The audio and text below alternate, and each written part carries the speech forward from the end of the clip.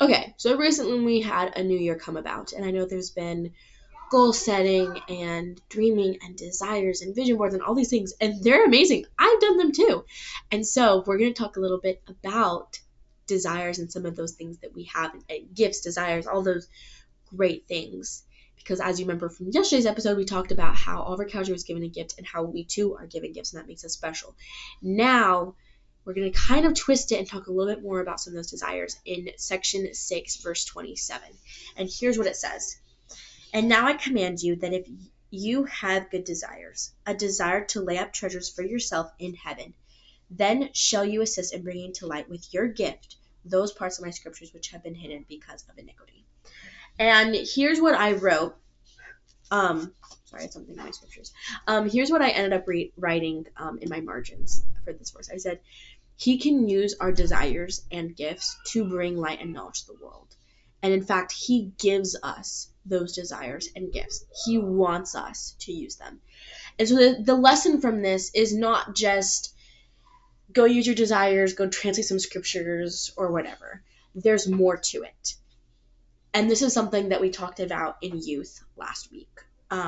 We were talking about some goal setting, and something that was said stuck out to me and has stuck to me about desires and how God gives us those desires. And I'm going to give you an example to kind of explain this, because it's kind of hard to explain unless you don't have an example.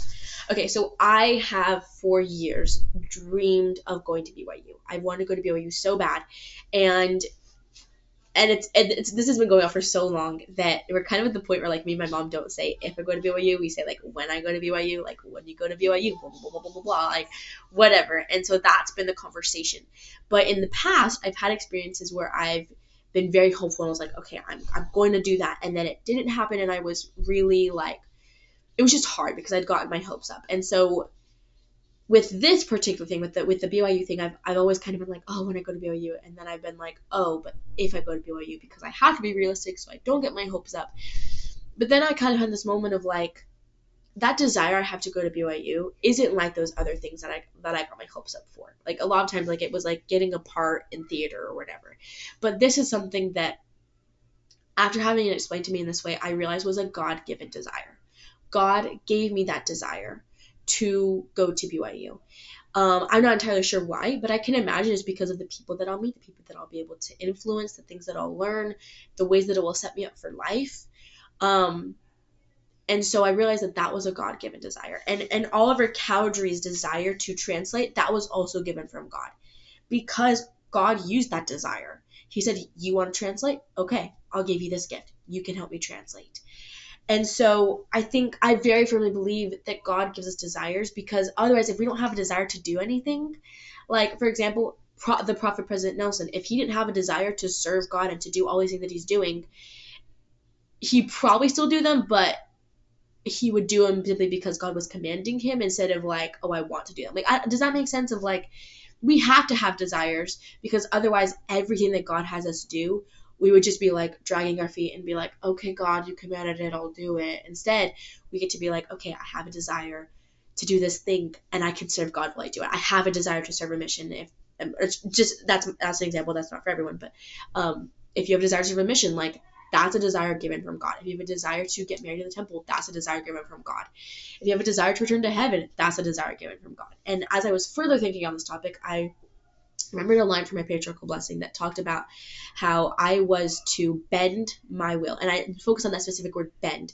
That in my life, I'm to bend my will towards my Father in heaven. Not change and not abandon my plan just to follow after him, but to almost combine our wills. Because a lot of the desires that I have are given from God. And so, the thing that I want you to think about today, because yesterday I talked about gifts and talked about how we are given gifts from God. And in Oliver Cowdery's case, that was the gift of translation. In my case, it's the ability to write scripts and help write scripts for Dan's, and to do podcasts, and to have all this knowledge that I can share. And so I invited you yesterday to think about a gift that you have. And now that you've kind of maybe thought on it, or maybe if you didn't watch yesterday's podcast episode, I'm inviting you now to think about a gift that you have. Think about a desire that you have in your life, a God-given desire. And then the message for today is, we are given those gifts and desires so that we can serve him and help his kingdom. And so today I invite you to think on that. Think about the desires and gifts that you've been given. Think about how you can use them and what you can do today to act on them, to further them, to make that dream come true. Because for me, I had this thought of like, yes, I'm going to BYU. Yes, it's given from God, but it's also not going to be like I can just sit back and he's just going to get me there. I have to put in work to get there too. I can't just sit back and he's going to make it happen. And so with this too, like the gifts and desires that we've been given, like your desire to get married in the temple, that's not just going to happen one day. Simply like God's going to be like, okay, here we go. Like, no, you have to like put in time and effort to like find someone to marry in the temple, to be temple worthy, to have those covenants.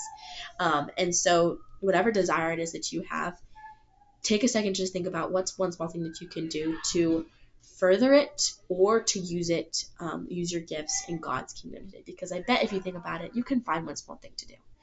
And I'll see you tomorrow. Bye.